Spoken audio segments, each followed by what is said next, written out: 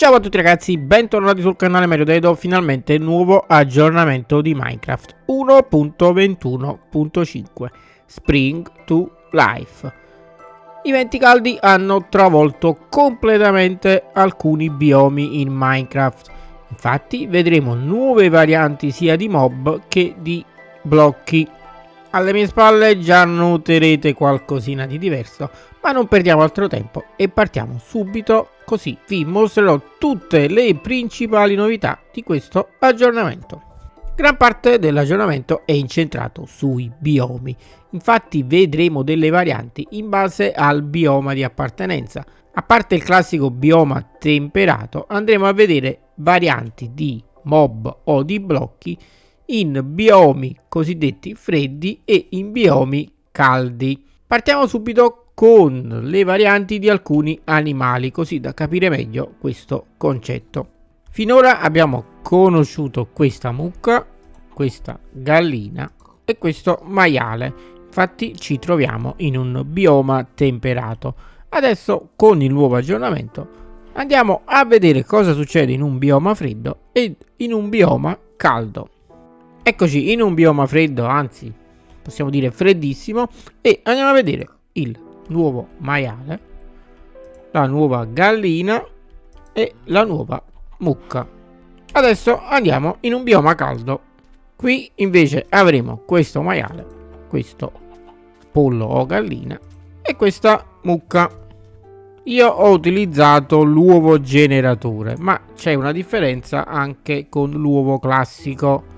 Infatti abbiamo l'uovo che abbiamo visto finora, poi abbiamo l'uovo marrone e l'uovo blu. La differenza sta proprio nella generazione del pulcino. In questo caso avremo quello bianco, qui quello marrone ed infine quello freddo con l'ultimo uovo. Quando invece su questi mob proviamo la riproduzione su varianti diverse, il risultato non dipenderà dal bioma corrente, ma sarà scelto a caso da una delle varianti dei due genitori. Anche per quanto riguarda le pecore abbiamo delle novità. Nel bioma classico il colore comune delle pecore è il bianco, il rosa è quello raro, mentre gli altri colori nero, grigio, grigio chiaro e marrone sono i non comuni. Nei bioma freddi invece avremo come colore comune il nero, rosa quello raro e tutti gli altri colori saranno non comuni. Nel bioma caldo il colore comune sarà il marrone, rosa sarà sempre il colore raro e i restanti colori saranno i non comuni. Continuiamo a parlare di mob, ma esattamente di altre varianti. Infatti adesso è il turno dei lupi. Non ci saranno variazioni dal punto di vista estetico, ma hanno aggiunto altri nuovi 6 effetti sonori ai loro versi. Tutto però non dipenderà più dal bioma di appartenenza, ma il loro verso sarà scelto in modo casuale tra i 7 ora disponibili. Andiamo a fare la prova, dobbiamo ascoltare. Ho messo uno, proviamo a metterne un altro. Come avete visto il verso è diverso, ma il lupo è lo stesso, anche il bioma è lo stesso. Sicuramente avete già notato che le uova generatrici che sto usando per questo video sono diverse dalle classiche che conoscevamo. Infatti questo aggiornamento ha portato alla modifica di tutte le uova. Adesso sono tutte diverse ed ognuno identifica meglio il mob che andrà a generare. Notate anche la differenza di grandezza, come ad esempio questa dell'uovo generatore di Sniffer è molto più grande rispetto all'uovo generatore di Pappagallo. Con questo aggiornamento possiamo avere anche gli alberi caduti. Vediamo se riusciamo a trovarne uno. Eccolo qua, ad esempio questo di Betulla non è altro che l'albero ma caduto. Sugli alberi, probabilmente su quello sì, è possibile anche trovare dei funghi. Anche questo qua di Betulla, anche la dimensione, la lunghezza dell'albero caduto può essere diversa. Andiamo adesso a vedere i due nuovi fiori aggiunti. Il primo è il fiore di cactus. Come vedete può crescere sul classico cactus. si può prendere utilizzando semplicemente le mani. Fate solo attenzione al cactus. E inoltre può essere piazzato su qualsiasi blocco.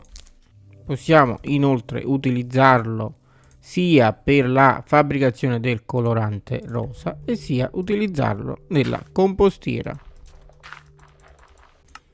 L'altro fiore inserito è il fiore di campo. È possibile raccoglierlo direttamente a mani libere, come vedete, e per piazzarlo ne possiamo piazzare fino a 4 in un solo blocco. Come il cactus è possibile utilizzarlo nella compostiera.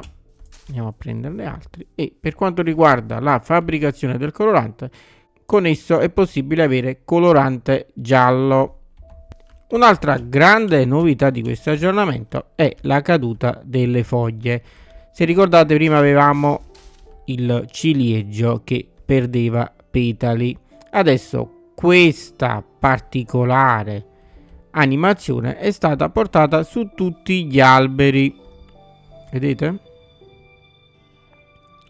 Inoltre possiamo anche raccoglierle, sempre a mani libere, eccole, fogliame. Possiamo piazzarlo sempre fino a 4 in un blocco e con questo fogliame possiamo sia utilizzarlo nella compostiera e utilizzarlo anche come combustibile. Spostiamoci adesso nel deserto ed andiamo a vedere erba secca alta ed erba secca bassa. Questa è quella bassa e qui abbiamo quella alta. Per poter raccoglierle non possiamo farlo a mani libere, ma possiamo prenderlo o con tocco di velluto o attraverso le cesuie. Per quanto riguarda la loro rigenerazione attraverso la farina di ossa, da erba bassa la possiamo trasformare ad erba ad alta e quando è alta possiamo invece duplicarla in un blocco adiacente. Il loro utilizzo possiamo sempre utilizzarla nella compostiera o nella fornace come combustibile. Con questo aggiornamento abbiamo anche due nuovi cespugli. Il primo è l'arbusto ed è questo che vedete, possiamo trovarlo in pianure o in foreste, e il secondo è il cespuglio di lucciole che si trova o lungo i fiumi o vicino alle paludi o raramente nelle badlands. Tutti e due possono essere raccolti o attraverso tocco di velluto, ed è questo qua il cespuglio chiamato arbusto, o con le cesoie.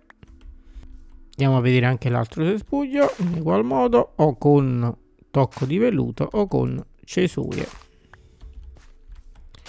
Possiamo sempre utilizzarli nella compostiera, tutti e due.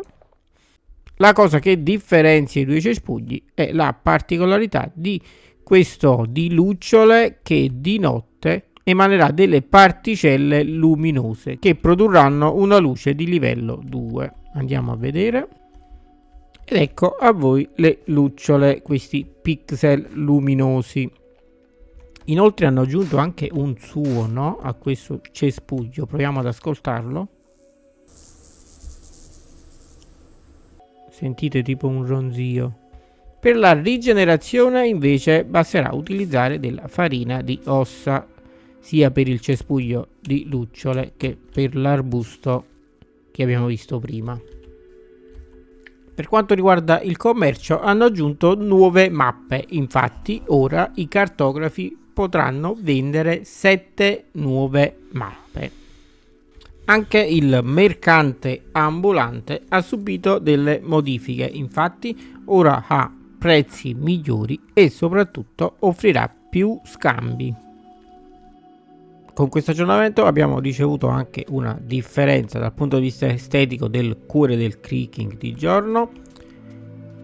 Abbiamo un aumento della visibilità del beacon e una variazione della ricetta di fabbricazione della magnetite, come vedete adesso con il lingotto di ferro.